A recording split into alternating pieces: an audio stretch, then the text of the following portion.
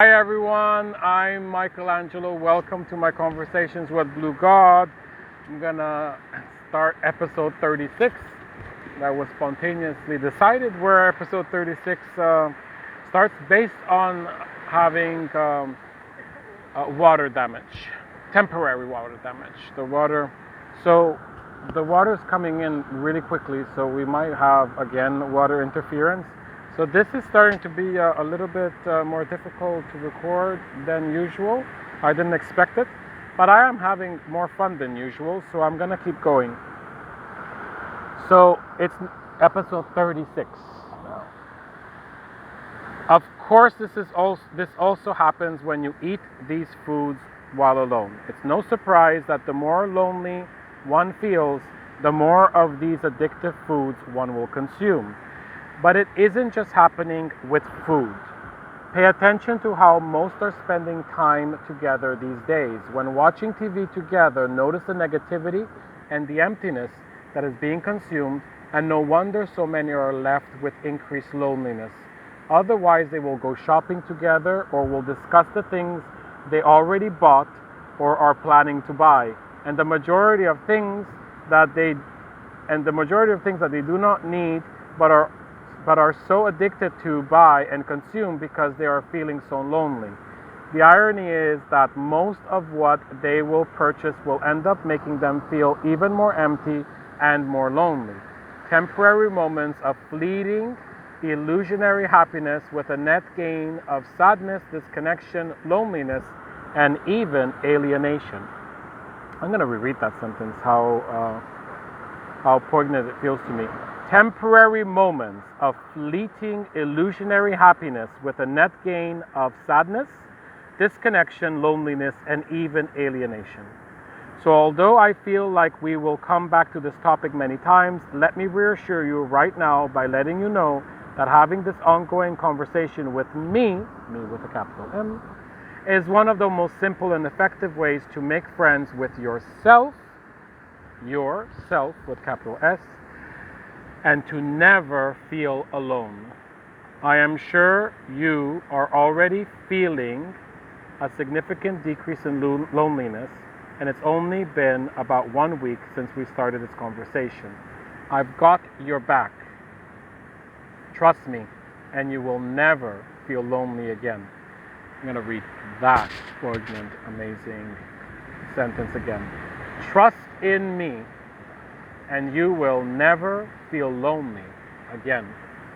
Me with a capital M and trust with a capital T, by the way.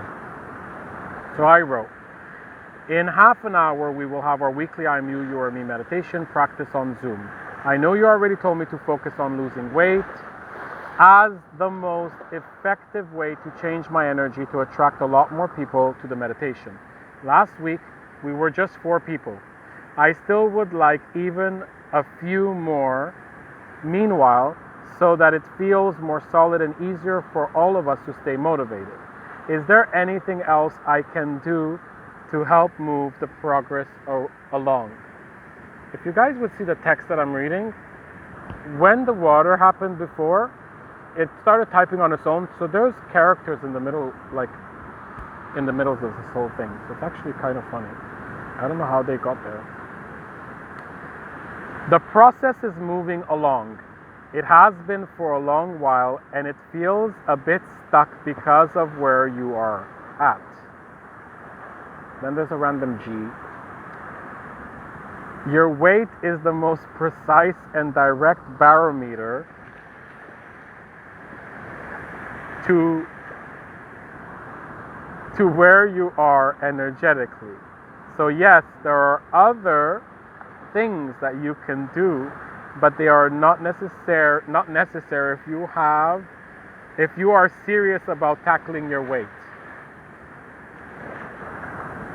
Any other thing you do will not be as effective and beneficial, and so concentrate only on that.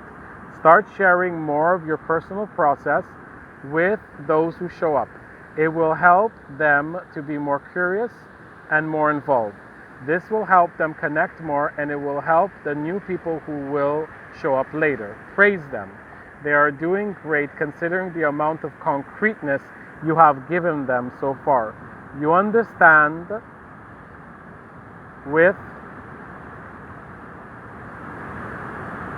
what I mean by this. For now, praise them, congratulate, and yuyukayate them. I think that's congratulate them. Try to bring in some humor and reassure them. Uruguay kuruyuyu. I don't know what that was supposed to be, but we're getting more water. So I wrote, any quick advice before I fall asleep? You really would benefit if you start analyzing your dreams, and when you are not clear, including sometimes when you think that you are clear, ask me about them. This will help you very much. Remind yourself while you're falling asleep that you will remember your dreams so that you can share them with me. Sweet and revelatory dreams to you. Good night.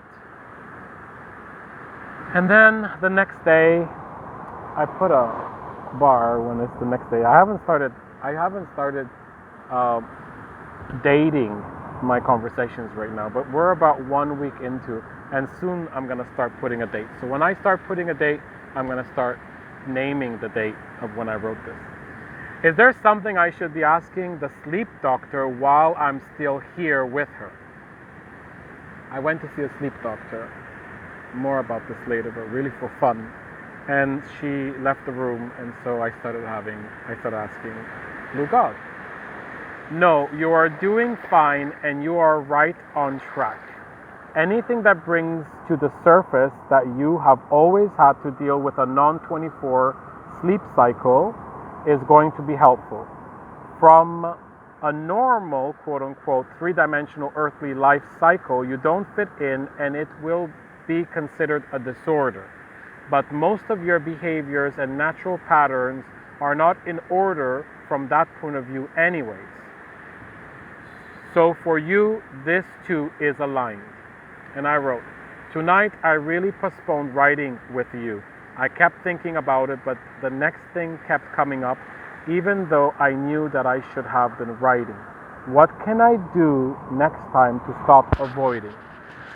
So, episode 37, we will have the answer basically to how to avoid procrastinating. That is an important thing to look into from a divine point of view, I think, for a lot of people on earth. I am you, you are me. I love you. I'll see you in episode 37. Please subscribe if you haven't already.